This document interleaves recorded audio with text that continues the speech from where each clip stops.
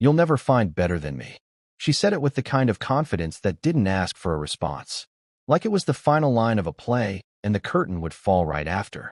No room for debate. No echo. Just the silence that follows a verdict. I think about that moment more than I care to admit. Not because it broke me, though it did, in ways I'm still stitching up, but because of how calm she looked when she said it. She didn't flinch. She didn't cry. She just folded her arms across that expensive blouse I bought her last Christmas and delivered the line like it was a favor to me. Like I should be grateful to hear the truth before I wasted more of her time. And maybe, in some twisted way, I was. We'd been together 6 years. Married for 4. We weren't perfect. No couple is. But I didn't think we were broken. I thought the fights were just friction. I thought the silences were just stress. I thought the way she started wearing makeup to the gym was just a phase. You start convincing yourself of things like that when you don't want to believe someone is drifting. You anchor every change in something small, something harmless, because the truth feels too big to pull in. She wasn't cruel at first. That's what made it hard. It wasn't shouting matches or slammed doors. It was the way she stopped laughing at my jokes. The way her phone was always upside down. The way she said, "I'm tired," when I reached for her hand. There's this thing that happens when someone's pulling away. You start performing. You try to be sweeter, quieter, more thoughtful. You start offering love like it's medicine. But nothing lands. Because they're not sick. They're just done. She started staying late at work more often. She told me I didn't need to wait up. She stopped planning date nights. Her birthday came around, and she wanted to go to a spa alone. "I just need to reconnect with myself," she said. That one hurt. But the real unraveling started on a Wednesday night. I'd gotten home early from work. She was in the kitchen, headphones in, talking into her phone with that laugh I hadn't heard in months. Not the polite one she saved for meetings or family dinners. The real one. The one I fell for. And it wasn't for me. I stood there for a second, just watching her back as she leaned against the counter, stirring something on the stove like nothing had changed. I don't even think she noticed when I walked in. I mumbled something about a client canceling and went upstairs. I didn't ask who was on the phone. I didn't want to know. Not then. A few nights later, I found a message on her laptop. She'd left it open. I wasn't snooping, at least that's what I told myself. It was just there. The screen was glowing. A message thread with someone saved as T. T. You looked amazing today. Hard to keep my eyes off you. Her. You never try that hard face blowing a kiss. I didn't scroll up. I didn't need to. My chest felt like it folded in on itself. I closed the laptop gently, sat on the edge of the bed, and just stared at the floor for a long time. Not angry. Not even surprised. Just tired. She came home late that night. Said traffic was awful. Kissed me on the cheek. Said we should do something together this weekend. I nodded. That's when I started writing things down. Dates. Times. Words. I didn't know why at first. Maybe I thought it'd help me process. Maybe part of me already knew where we were headed. And maybe, I'll admit it, I wanted to be ready when it all blew up. Because deep down, I knew I wasn't crazy. I wasn't paranoid. I was just being lied to by someone who used to look me in the eye and say always. It didn't explode, not all at once. It chipped away. I asked her once, just softly, "Do you still love me?" She blinked, like I'd asked her to solve a math problem. Then she sighed. "I care about you. But this isn't working." That was the first time I felt like she was already gone. Her body was in our living room, but her heart was somewhere else. With someone else. I tried suggesting therapy. A weekend getaway. Hell, even just a walk after dinner. But her answers got shorter. Her gaze more distant.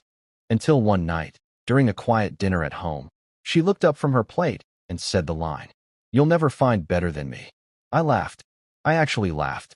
Not because it was funny, but because of how absurdly cruel it was. Like she was offering me a parting gift wrapped in arrogance. That was the night I realized she didn't just want to leave. She wanted to feel superior doing it. What I didn't expect, what she didn't expect, was how quickly the world rearranged itself after that. Her best friend, Leah, texted me the next day. Nothing flirtatious. Just to check in. "Hey, I heard things are rough. If you need to talk, I'm here." We'd always gotten along, Leah and I. She was the one who introduced us. Kind, grounded, sharp. The kind of person who noticed when someone's hurting. The kind of person who listens. I didn't reply right away. I wasn't ready to let anyone in. Not again. But over the next few weeks, she kept checking in, gentle messages, no pressure. When I finally responded, it wasn't with words. It was a late-night call I didn't plan to make.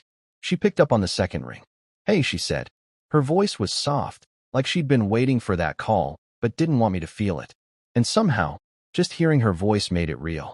The ending had already happened. But maybe, just maybe, something new was beginning.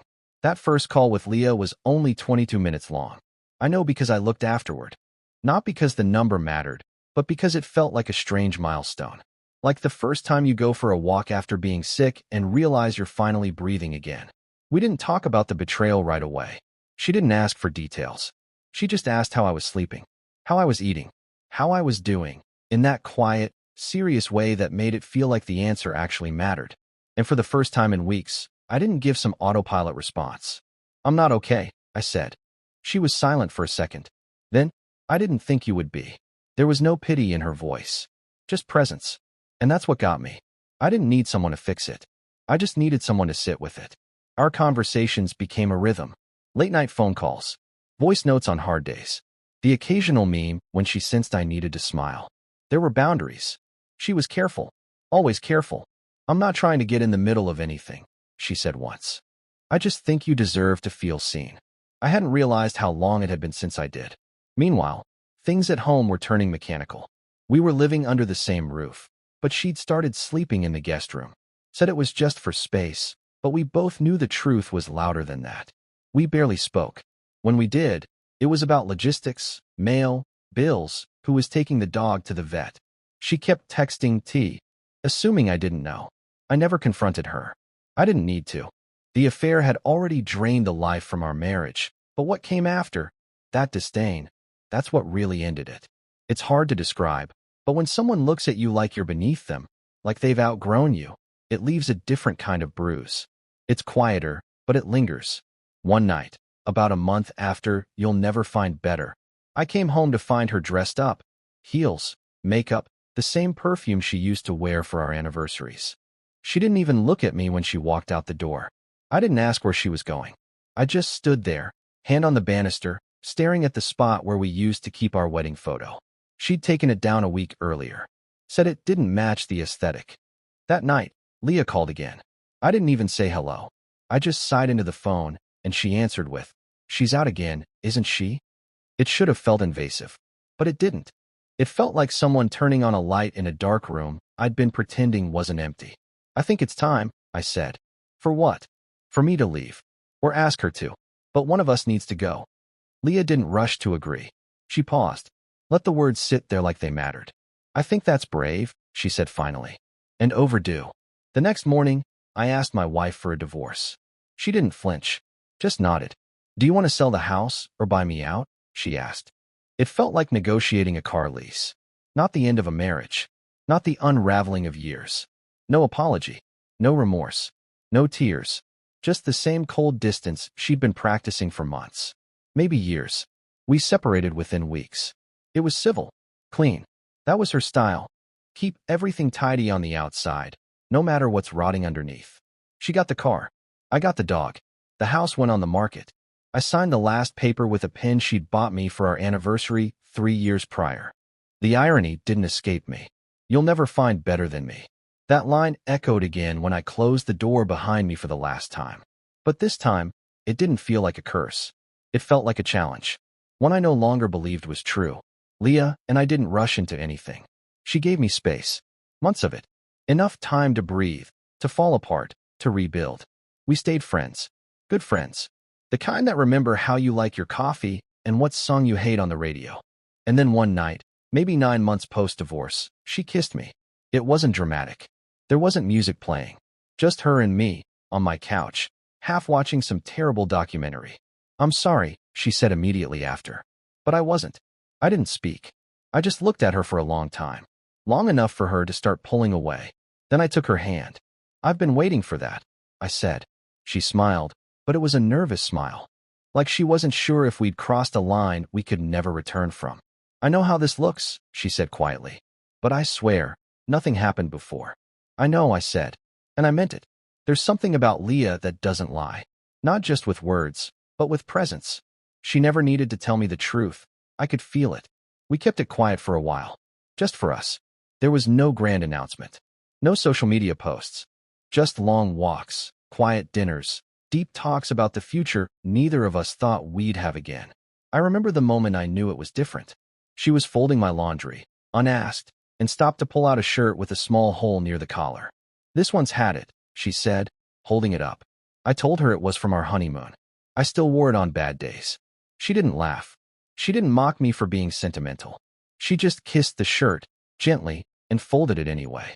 That's when I realized, better isn't louder. It isn't shinier. It doesn't wear heels and disappear into the night with someone named T. Better folds your broken shirts. Better holds space for your healing. Better listens. And better never says, "You'll never find better than me." Because when love is real, it never competes. It just shows up and stays. The first time we told people about us, me and Leah, we were at her niece's birthday party. Nothing dramatic. No announcement. No spotlight. Just a moment. Her hand slipped into mine while we watched the kids tear into presents, and she didn't let go. It sounds small, I know, but for me, it was everything. It was peace. After so much secrecy, so much pretending, it felt like permission to exist again, to be loved again, openly. What followed wasn't drama. It was surprise. A few awkward stares. A couple of friends who sent cautious texts. "Wait, Leah?" As in? And we were honest. Yes, that Leah. Her best friend. Well, former best friend. That part stung, even though it wasn't my wound. Leah didn't gloat. She didn't smile when the friendship ended. She grieved it quietly. But she also told me something that stuck with me. "She left me long before you found me." They hadn't spoken in months, not meaningfully. After the divorce, my ex reached out once. One of those generic, masked messages, "Hope you're well." Leah never responded. She said some ghosts don't deserve a resurrection. I asked her once, "Did you ever feel guilty?" She took a breath. "Not for loving you. Just for being too close when she stopped." And that's what made it different. She felt things. All the way through. She was never careless with hearts. Not even the ones that broke her. A year after my divorce, we got married. Not in a church.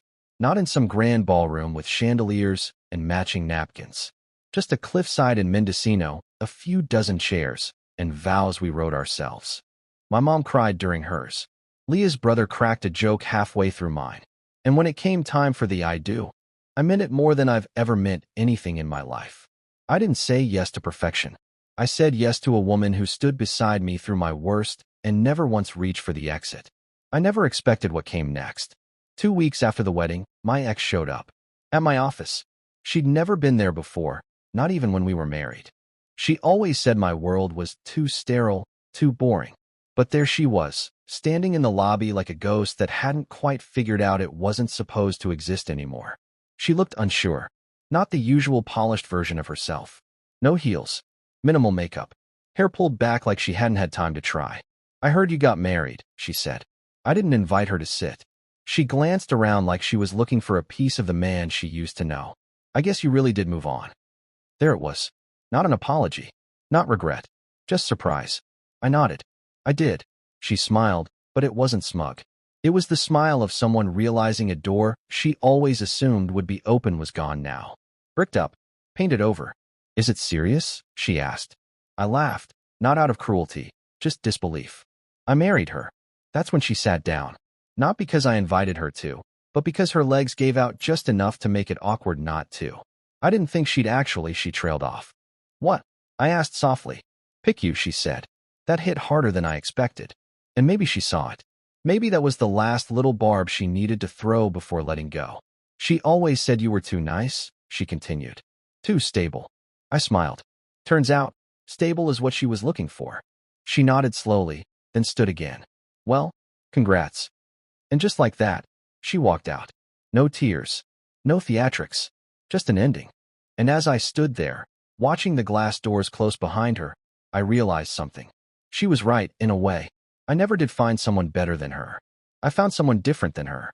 Kinder. Softer. More real. Someone who didn't have to be better to make me feel whole. Just honest. The kind of woman who'd never say, "You'll never find better than me." Because love like that, the real kind, doesn't need to prove anything. It just stays.